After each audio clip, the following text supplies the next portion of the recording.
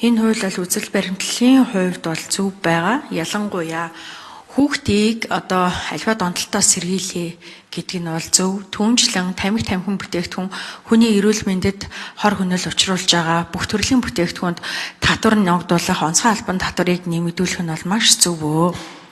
Гэхдээ яг одоо бидний энэ хуулийг хэлцхийн өмнө бизнесийн эрх чөлөөний тухай хуулийг хэлэлцэж байна. Хүний эрүүл мэндийн төлөө гэж байна. За энд нэг зүйлийг бас анхаарах хэрэгтэй. Хүүхдийн төлөө, хүүхдийг донтолтоос сэргийлье гэд оруулж ирж байгаа энэ бол туйлын зөв.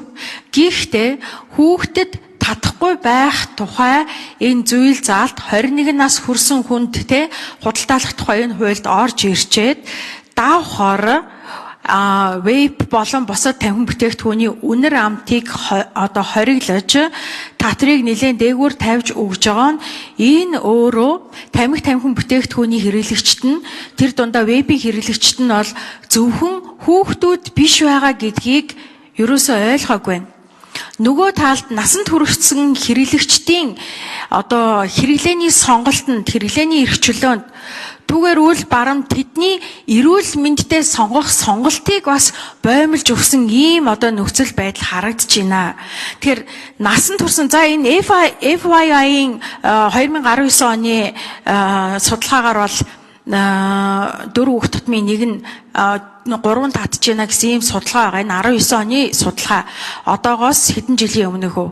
Тэгээ 6-7 жилийн өмнөх судалгаа болж байна. Одоо үл энэ нөхцөл байдал арай өөр болсон байгаа шүү дээ. Тэгээд энэ хүүхдийг одоо хүүхдэд зарахгүй гэж хуулиар нь тогтоож өгж байгаа юм байж ч дахиж ягаад тэнд тийм ээ одоо үнэр амт болон татрын бодлогоор ингэж нэмэгдүүлж байгаа нь өөрөө хэрэглэгчийн эрх чөлөөг яаж харж байгаа юм бэ? Насанд хүрсэн хэрэглэгчдийн энэ daily habit гэдэг энэ өдөр тутмын энэ дадал зуршил тийм энэ зуршлыг бид нар яах вэ гэдэг энэ асуултыг энийг бид нар юугаар орлуулж вэ? За тэгээ нөгөө талд нөгөө нэг янжуур тамхи гээд арай нөгөө үндсэн янжуур тамхины одоо хорыг арай багасгасан гааны амттай тамхиных нь гааг ингээд хориглоод өчлөө.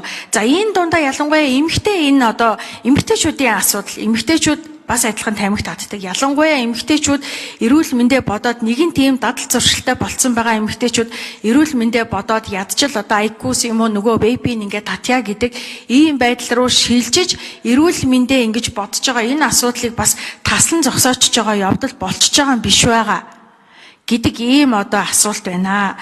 За тэгээд дээрэс нь одоо бид нар энэ хүүхдүүдийг хамгаалаад ингээд тавиад өчлөө. Тэгсэн чинь хүүхдүүдээ нөгөө талд бүр одоо нөгөө муу хор хөнөөлийн зэрэг нь илүү өндөр янжуур тамхи болон бусад одоо химийн хор найрлагатай газ өнөрлөх, мансууруулах бодис руу явуулахгүй гэсэн одоо баталгаа юу байна вэ? Мөн түнчлэн бид нар хар зах зээлийг яаж хянах вэ? За татвар төлрүүлээд бас нэг хэдэн тэрбум олж исэн юм чи энэ хуулиараа бүр нөгөө үнэр амттай вейп болон бусад тамхин бүтээгдэхүүн чин хар зах зээлээр орж ирээд хууль бус худалдаа нэмэгдгийг бид нар юугаар ямар механизмаар хянах гэж байна? Ийм асуултуудыг асууя. За олон улсын бид одоо олон улсын туршлагын араас явж байгаа л да. Монгол улс одоо анхны ийм хууль гаргаж байгаа улс биш. Тэгэхээр олон улсын судалгаануудыг ингээ хараад туршлагуудыг хэрэгжүүлсэн цаг хугацаатай нь уялдуулаад харахад тухайн улс яг ямар зорилгыг нэгтээ тавиад байгаа юм бэ гэдгээс их хамаарч энэ бодлого явж байна. За түрүүн би хэллээ. Өсвөр үеийнхнийг одоо энэ тамхины никотины хамаарлаас холдуулъя гэж байгаа бол бид амт өнөр харих хамгийн үр дүнтэй юм байна гэж үзэж байна. За тэгвэл одоо тамхи татдаг насанд хүрэгчдийн хэрэглээг одоо зөв зохистой болгох илүү одоо хор хөнөөл ихтэй бодисоос бага тамхи руу оруулъя гэх юм бол энэ амт өнөрөө хорихгүй байх гэсэн ийм л бодлого юм байна. За энэ ингээд бүгдийг хорихлоор яг зүгээр бид ажлын хэсгээр зөндөө олон талаас нь ярьж үтсэн зүйл бол далд бизнес өсгөхөд хэр нөлөөлөх үү гэдэг асуудал гарсан.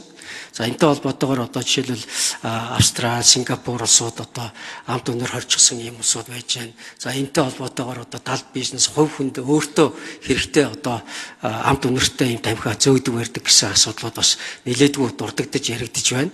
За ерөн зүгээр тэгэл одоо галийн байгууллагын одоо зохицуултууд, за түүнээс одоо хяналтын системийн тогтолцоо энэ төрөөс их хамаарна. За бас нөгөө талаас шүмжилж байгаа зүйл бол одоо бид энэ одоо амт үнэр хоригдсноороо бид одоо утаа тамхиа илүү их дэмжиж байгаа юм биш үү гэсэн ийм одоо бас шүмжлүүд бас нэлээдгүй ирж байна.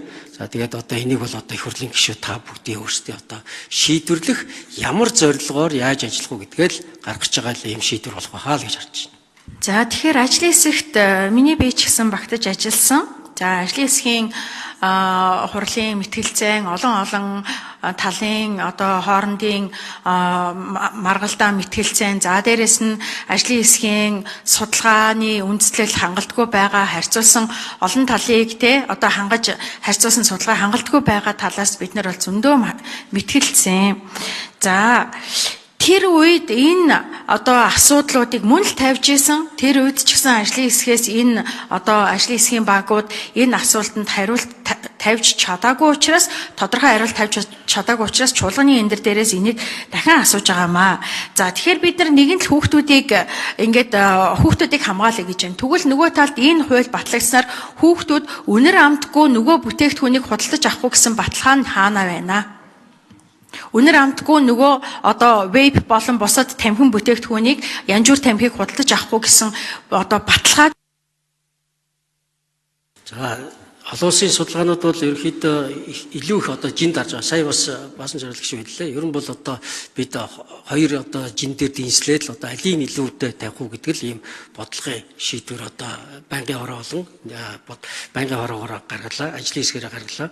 За энэ дээр бол ингээд жинлээ тавиад үзэхлээр мэдээж одоо олон улсын судалгаанууд энэ дүгнэлт бол ерөөсөө л одоо амт үнэр ялангуяа энэ хэсэгжилсэн амт үнэр хорих явдал бол тэр дотроо одоо энэ түрүүн хэлж байгаа тийм ээ жимсний төрлийн амтууд за энэ кока-кола ч гэдэг юм уу шоколадны амт энэ төр нь бол одоо бага насны өсвөр үеийн хүүхдүүдийг тамхи татах дур сонирхлыг одоо хязгаарлах чухал одоо арга хэмжээ юм байна гэдгийг бол одоо олон судалгаа бол батлаад байгаамаа. Тэрэн дээр энэ дээр бол одоо нотлохоогүй гэж бол одоо арай хэлж чадахгүй. Зүгээр харин бид одоо тамхинаас гаргаж байгаа за буцаагаад нөгөө янжуур тамхи руу оруулж байгаа. За яг одоо тамхины хууль судлалаар Гүрж улсад одоо айлчлал хийсэн зарим гишүүд бол вейпийг бүрэн хорих ийм одоо санал бодолтой байх шиг байна. Гэхдээ нөгөө талд за жишээлбэл Америкийн нэгдсэн улс, Дани улс, Нидерланд улс, Финлянд улсуудад энэ вейп тамхиг хоригдсноор ямар үр дүн эрсдэл гарсан бэ гэдэг судалгаагаар жишээлбэл Финлянд улсад гэхэд вейпийг бүрэн хоригдсноор вейп хэрэглэгчдийн тоо 96% буурсан эерэг үзүүлэлт харагдаж байгаа мөртлөө нөгөө таалд янжуур болон бусад тамхины бүтээгдэхүүнд орсон 93% өсөлтийн үзүүлэлт байгаа гэдгийг бас энд дурдмаар байна.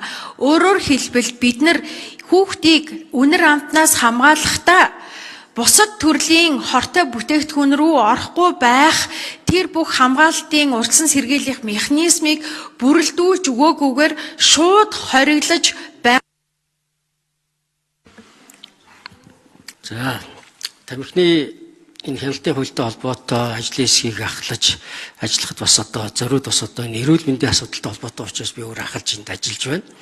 За тэр ч утгаараа ер нь бол Монголд жилдээ нэг 18 орчим мянган хүн одоо нас бардаг. За үүний одоо эрсдэл хүчин зүйл гэж хэлдэг тийм ээ. Эрсдэл хүчин зүйлийн нөлөөлөлд бол одоо тамхи бол орж байгаа. Тамхи гэдэг дотор бол ганцхан никотин биш. Никотин бол донтуулж байгаа. Түүний дагалдаж орж байгаа олон одоо энэ арматлаг бодисууд нь одоо хорт хавдар болон бусад одоо өвчний шалтгаан болж байгаа.